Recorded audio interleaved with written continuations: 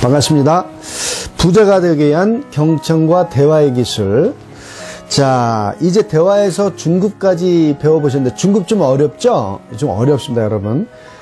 이것은 외국에 나가서 여러분들이 MBA 과정을 하고 온다라는 정도의 노력을 짧은 시간에 저희가 압축해서 강의하다 보니까 당연합니다. 어려운 건 당연한 겁니다. 대신 이것을 여러분의 이제 삶 속에서 녹여서 활용하시려면 첫 번째, 배운 것의 대화를 이렇게 메모하세요. 메모하시면서 나의 대화의 스타일의 언어로 바꾸시고, 두 번째, 이 메모한 것을 가지고 보면서 내 주변의 아내에게, 남편에게, 친구에게 이렇게 활용하시기 바랍니다. 써보세요. 써보면 상대방이 대화를 하고 그 다음 대화를 또 쓰시고, 그러면서 하루에 적어도 3사람 이상, 내가 만나는 3사람 이상에게 반드시 이 대화를 계속적으로 해보세요. 하다 보면 이게 이런 논리가 있구나, 이게 이렇게 작용이 되는, 이게 이렇게 또 사람을 자극시키고 성장시키고 변화하는 거라는 걸 내가 느낄 수가 있어요. 이걸 느껴야지만 이 질문이 이제 내게 됩니다. 그리고 이걸 느껴야지만 내가 이 질문을 응용해서 할 수 있는 겁니다. 절대로 어렵다고 포기하지 마시고 실제로 매일 3사람 이상에게 이 질문을 메모하셔서, 오늘은 기적 질문만 하는 거예요. 그냥 만나면 기적 질문 하는 거예요. 만나면. 이 기적 질문도 조금씩 변화되는 유형들이 있습니다. 이걸 그대로 지키시지 않아도 돼요. 예를 들어서 내가 그토록 바라는 한 가지 소원이 있다면 뭘까? 이렇게 얘기할 수도 있겠죠. 이해되시죠? 하지만 처음에는 원형 그대로 하시는 게 좋습니다. 자, 그러면 이번 시간에는 주로 사례 및 응용을 통해서 이 경청과 대화의 기술을 박 대리가, 박 부장이, 박 사장이 되면 이 과정 속에서 어떻게 활용했고 어떻게 성공했는지를 사례와 상황을 놓고 설명드리도록 하겠습니다. 첫 번째, 이 대리 시절에 그리고 부장 시절에 컨설턴트로서 비즈니스를 투잡을 했죠. 예를 들면 또 대리와 부장으로서 직장 생활을 했잖아요. 예를 들면 직장에서 우리가 가장 많이 하는 게 뭘까요? 회의입니다. 그죠? 한국 문화는요, 회의로 시작해서 회의로 끝나는 게 직장 생활이에요. 그죠? 정말 회의 저도 좋아하지 않습니다만, 제가 벤처기업 1세대로서 한 12년 정도 경영을 하고 딱, 나서 어떤 이 직업병이 생겼냐면요. 이건 심각합니다. 지금도 제가 그걸 생각하면 어처구니 없으면서, 경계하는 건데요. 혼자서 생각을 못 합니다. 여러분, 한번 생각해 보세요. 12년 동안 늘 참모가 있었어요. 늘. 자, 모여라 그러면 모여서 회의를 했어요. 그래서 의사결정을 했습니다. 그런데 갑자기 이제 회사 다 정리해 버렸어요. 혼자 남았어요. 자, 회의할 사람이 있어요, 없어요? 혼자서 생각을 못 하겠는 거예요. 아무것도 결정을 못 하겠는 거예요. 왜? 회의할 사람이 없으니까. 여러분, 이렇게 12년 동안 이 비즈니스에 올인을 하다 보니까 사고를 혼자서는 못 하겠어요. 정말 이거 오랫동안 고민했습니다. 지금 저는 기도라는 걸 개발해서 혼자서 얼마든지 회의합니다. 또 기도는 종교 없는 사람도 기도를 합니다만은 코칭 대화를 셀프 코칭으로 적용하시면 회의를 활용할 수가 있어요. 한번 볼까요? 그로우로 회의를 하겠습니다. 이번 회의는 우리 회사 마케팅을 좀 활성화시키기 위한, 다시 말해서 연매출 100억짜리 회사를 300억 정도, 앞으로 1년 안에 300억, 3배 신장하는 마케팅 회의입니다. 좋습니다. 그러면 우리 회사가 향후 1년 안에 300억으로 매출을 도약하는 데 있어서 발목 잡고 있는 현실은 무엇입니까? 이게 뭐죠? 골은 정해졌죠? 골 다음에 뭐죠?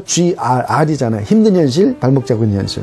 첫 번째, 직원들이 너무 마케팅에 대해서 전문가가 없다.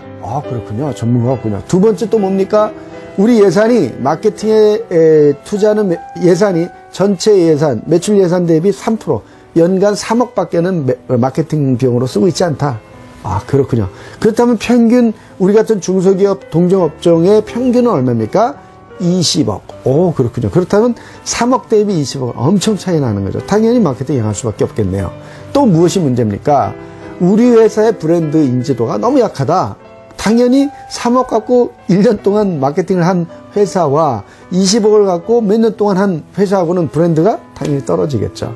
기타 등등등등. 좋습니다. 더 있다고 가정하고요. 자, 그러면 GR까지 갔죠. O로 갑니다. 자, 이런 어려움이 있어요. 인지도가 약합니다. 예산이 작습니다. 그죠? 그 다음에 전문가도 없습니다. 그럼에도 불구하고 우리가 시도할 수 있는 노력이 있다면 무엇일까요? 외부 전문가를 영입하겠습니다. 영입하는 방법은 두 가지죠. 예를 들면 직원을 뽑는 방법.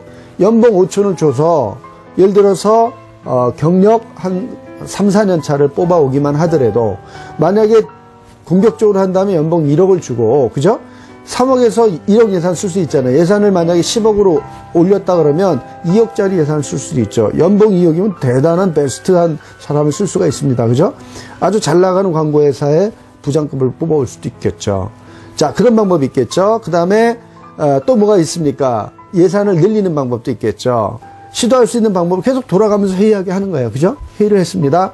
그래서 쭉쭉쭉 나왔습니다. 이 중에서 가장 우선적인 시도를 해본다면, 우리 회사의 제품은 IT 계열 제품이니까 블로그 마케팅이 효과적일 것 같습니다. 그러면 블로그 마케팅을 하기 위해서 어떻게 하겠습니까?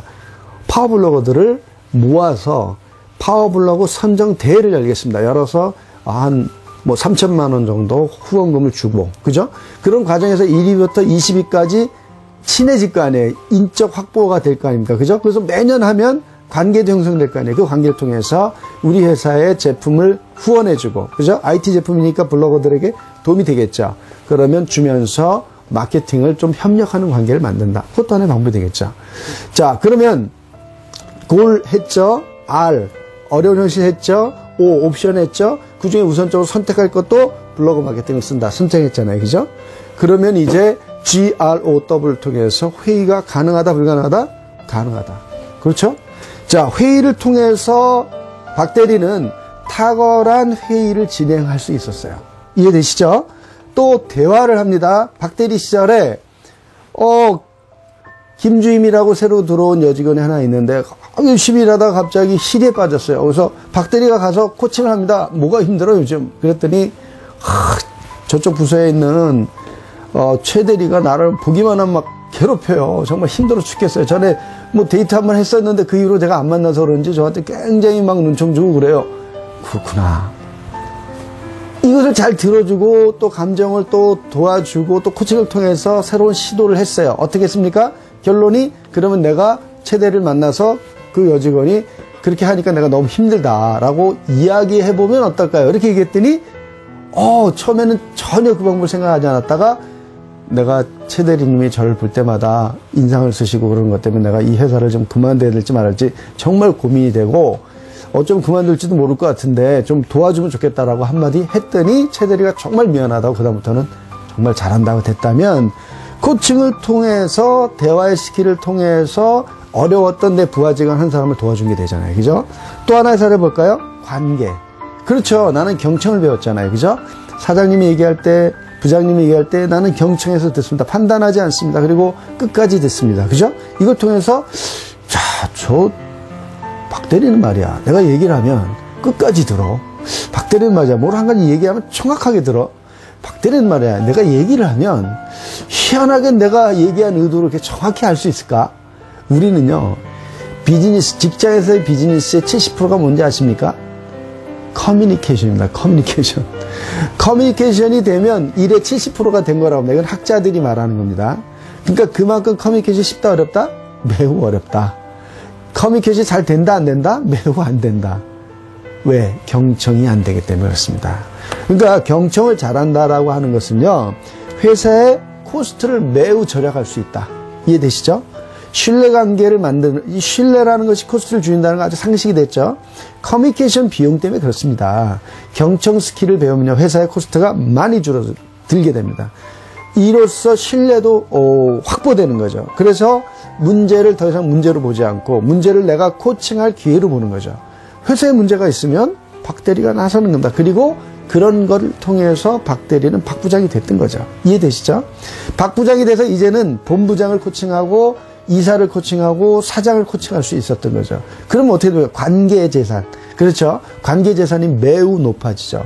그래서 그를 만나면 기분이 좋고 그를 만나고 싶고 서로 점심 먹고 싶어 하고 그런 인기 있는 박 부장이 되는 겁니다. 이해되셨죠? 그래서 내가 이제 컨설턴트로서 외부에 나가서 컨설팅을 할 때도 그런 거죠. 예를 들어서 집은 좁고 모아둔 돈은 작고 재테크는 하고 싶고 그래서 컨설팅 코칭을 하는데 무엇이 문제입니까? 라고 그로우로 질문하고 기적 질문을 하고 좀 더 노력할 것을 물어보는 노력 확대 질문하고 그죠? 이런 질문을 통해서 고객을 존중하는 마인드가 기본적으로 깔리면 어떻습니까? 나를 존중한다는 느낌 때문에 보통 컨설턴트가 가장 똑똑한 사람들이 많이 하잖아요. 학력도 높잖아요. 그러다 보니까 조금 고객을 이렇게 밑으로 내려다보는 실수를 많이 할 수가 있어요. 그런데 코칭은 절대로 이걸 한다는 얘기는 뭐냐면 코치가 아니라는 얘기거든요. 코칭을 한다라는 건 뭐냐면 코칭이라는 건 상대를 이렇게 우습게 보지 않는다는 뜻이에요. 코치라면, 저도 코치라면, 그죠? 그러니까 절대로 그런 실수를 하지 않을 수가 있다. 그죠? 또 코치의 윤리를 사용하기 때문에 절대로 자기 윤리를 넘어서는 이익을 탐하지 않습니다. 코치들은. 그렇죠? 이런 코치 윤리를 쓰기 때문에 신뢰를 받을 수가 있잖아요. 코치로서. 그죠? 그리고 필요하다면 코칭 계약을 하잖아요. 원래 코치 윤리 안에는 코칭 계약을 하는 것까지입니다. 그죠? 구두로 너가 한 이야기를, 고객이 한 이야기를 밖에 전달하지 않는 것 뿐만 아니라 계약서에 사인을 합니다. 그죠? 그리고 코치가 코치 윤리를 지키지 않으면 더 이상 코치가 아닌 것처럼 코치는 윤리를 지켜야 됩니다. 그죠? 그래서 윤리적으로나 관계적으로나 감정적으로나 내가 만나고 싶은 사람, 내가 신뢰하는 사람이 되는 거죠. 그러면 컨설팅 관계에서 어떻게 될까요? 매출이 올라가고 손님들이 더 많아질 수밖에 없겠죠. 그리고 이상하게 박 사장이 맡으면 컨설팅이 잘 되는 거죠. 코칭 기법을 배운다는 얘기는 뭐냐면 컨설팅은 어떤 설문이나 툴을 통해서 방향성을 제시하는 거잖아요. 그런데 그 방향으로 누가 가야 됩니까? 기업이 갑니까? 사람이 갑니까? 사람이 가야 되거든요. 사람이 가게끔 하는 게 코칭이거든요. 코칭을 통해서 기업이 어떤 아젠다가 나왔으면 그 아젠다를 향해서 걸어가게끔 하는 것은 사람의 의지거든요.